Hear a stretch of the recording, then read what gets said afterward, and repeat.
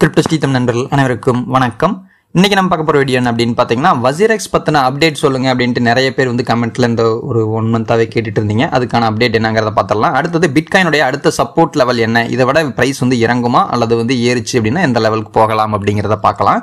Next பினான்ஸ்ல இருந்து ஒரு delisting update, இந்த விஷயத்தை எல்லாம் நம்ம பார்த்தலாம். இதெல்லாம் விளக்கமா பார்க்கறதுக்கு முன்னாடி நம்ம கிரிப்டோ ஸ்ரீதம் சேனலை சப்ஸ்கிரைப் பண்ணாம இருந்தீங்க அப்படின்னா சப்ஸ்கிரைப் பண்ணிக்கோங்க. நம்ம சேனல் டெலிகிராம் லிங்க் டிஸ்கிரிப்ஷன்ல இருக்கு, ஜாயின் பண்ணிக்கோங்க.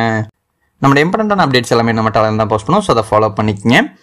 ஃபர்ஸ்ட் இந்த வசிரெக்ஸ் இந்தியன் எக்ஸ்சேஞ்ச் வசிரெக்ஸ் வந்து ஹேக் ஆச்சு. அந்த ஹேக் ஆனதுலேருந்து விஷயம் என்ன அப்படின்னு பார்த்தீங்கன்னா, ஃபண்டை வந்து ரெக்கவரி பண்ண முடியாமல் இப்போ வந்து மக்கள் வந்து பாதிக்கப்பட்டிருக்காங்க.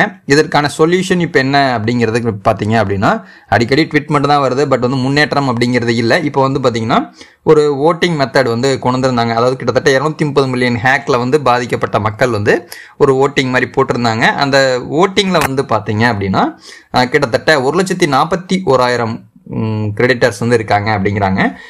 இது எதனுடைய விதிமுறைகளுக்கு உட்பட்டது அப்படின்னு பார்த்தீங்கன்னா, சிங்கப்பூருடைய விதிமுறைகளுக்கு உட்பட்டது, எக்ஸ்சேஞ்சோடைய அந்த கண்ட்ரோல் இருக்குது அப்படிங்கிறனால அப்படி சொல்கிறாங்க. இதை வந்து நம்ம ரெக்கவரி பண்ணி எடுக்கணும், குயிக்காக வந்து நமக்கு சால்வ் பண்ணோம் அப்படின்னா, நமக்கு வந்து இந்த ஓட்டிங்கில் வந்து அதிக அளவிலான ஓட்டிங்கில் வந்து வின் பண்ணுச்சு அப்படின்னா நம்ம வந்து ஈஸியாக ரெஸ்யூம் பண்ணி வித்ட்ராவல் வந்து எனேபிள் ஆகும், முடிஞ்ச வரைக்கும் சால்வ் பண்ணுறது ஈஸியாக இருக்கும் அப்படிங்கிறாங்க.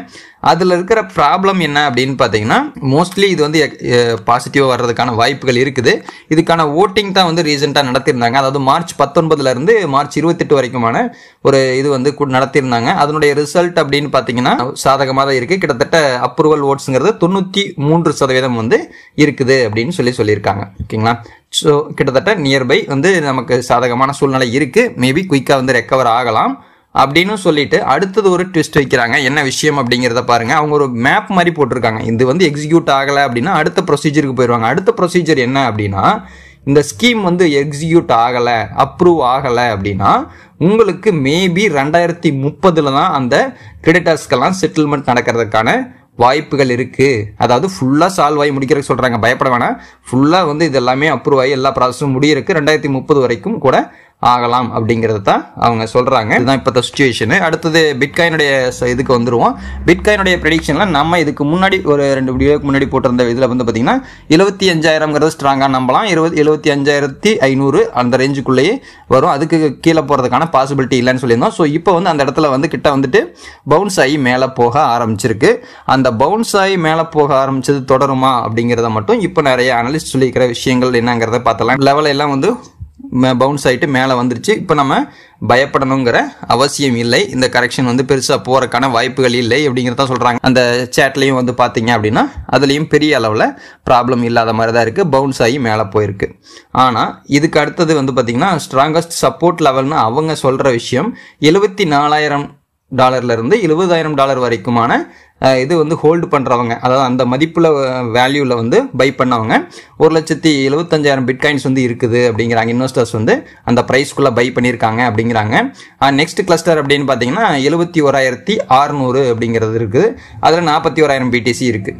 ஸோ இது எதுக்கு இந்த டேட்டாலாம் கொடுக்குறாங்க அப்படின்னா, மேக்ஸிமம் இதனுடைய நெக்ஸ்ட் சப்போர்ட் லெவல்ங்கிறது 74,000. 74,000 பிரேக் பண்ணுச்சு அப்படின்னா கொஞ்சம் பெரிய அளவில் ப்ரைஸ் இறங்கலாம் அப்படிங்கிறாங்க. நம்ம சொல்லியிருந்த வேல்யூ கிட்டத்தட்ட 75,000, அது கிட்டத்தட்ட வந்துட்டு பவுன்ஸ் ஆகி போயிடுச்சு. ஸோ பயப்படுறதுக்கு எதுவும் இல்லை.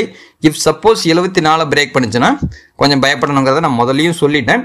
ஆனால் அதுக்கு அடுத்த கட்டத்துக்கு இவங்க வந்திருக்காங்க. என்னன்னா 2021 சைக்கிளில் நடந்த ப்ராசஸ் அளவுக்கு நியர்பை வருது. அப்படி டிக்ளைன் ஆக ஆரம்பிச்சதுன்னா, அதாவது இந்த நம்ம சொன்ன பாசிபிலிட்டி இல்லை, 74 உடச்சி கீழே போகுது அப்படிங்கிற பட்சத்தில் மேபி $67,000 வரைக்கும் போறதுக்கு கூட வாய்ப்புகள் இருக்குது அப்படின்ட்டு எதிர்பார்க்கப்படுது. இவங்க அப்படி கிளியரா சொல்ல அப்படின்னாலுமே மேபி பாசிபிலிட்டிங்கிறது 67,000 போறதுக்கான வாய்ப்புகள் இருக்குங்கிறாங்க. ஏன்னா இப்போ வந்து பவுன்ஸ் ஆயிடுச்சு, ஸோ பேனிக் ஆகணுங்கிறது இல்லை. இதை பிரேக் பண்ணி கீழே போகுது அப்படிங்கிற பட்சத்தில் 71 அப்படிங்கிறத என்னுடைய கணக்கு 71ங்கிறத ஸ்ட்ராங்காக நம்பலாம்.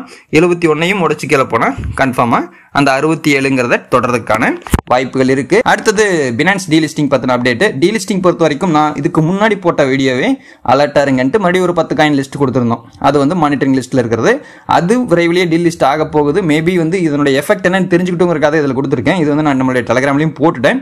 பட் என்ன அப்படின்னா, இப்போ ஒரு 15 டோக்கன் இதுக்கு முன்னாடி மானிட்டரிங் லிஸ்ட்டில் இருந்ததை இன்னைக்கு டீலிஸ்ட் பண்ணியிருக்காங்க. ஒவ்வொன்றுமே லிஸ்ட் அனௌன்ஸ்மெண்ட் வந்த அரை மணி நேரத்திலேயே கிட்டத்தட்ட 40 to 50% மேலே ஒரு நாள்லேயே இறங்கியிருக்கு. இதனுடைய தாக்கம்ங்கிறது எந்த அளவுக்கு இருக்குதுங்கிறத புரிஞ்சுக்கணுங்கிறக்காக தான் இந்த சொல்கிறேன். இப்போவும் மானிட்டரிங் லிஸ்ட்டில் நான் இதுக்கு முன்னாடி போட்டிருந்த வீடியோ செக் பண்ணி பாருங்க. அதில் இருக்கிற காயின் எப்போ வேணாலும் டீலிஸ்ட் ஆகலாம். தயவு செஞ்சு அந்த காயின் வச்சிருந்தீங்க அப்படின்னா சாதாரண ஒரு சின்ன ப்ராஃபிட்ல இருந்தால் கூட எக்ஸிட் ஆகிக்கிறது நல்லது. அவ்வளோதான் இந்த வீடியோ அப்படிங்கிறது. இந்த வீடியோ உங்களுக்கு யூஸ்ஃபுல்லாக இருந்துச்சு அப்படின்னா லைக் பண்ணுங்க, உங்கள் ஃப்ரெண்ட்ஸும் ஷேர் பண்ணுங்க. மீண்டும் அடுத்த வீடியோ சந்திக்கும் வந்துட்டு நான் உங்கள் தாம். நன்றி.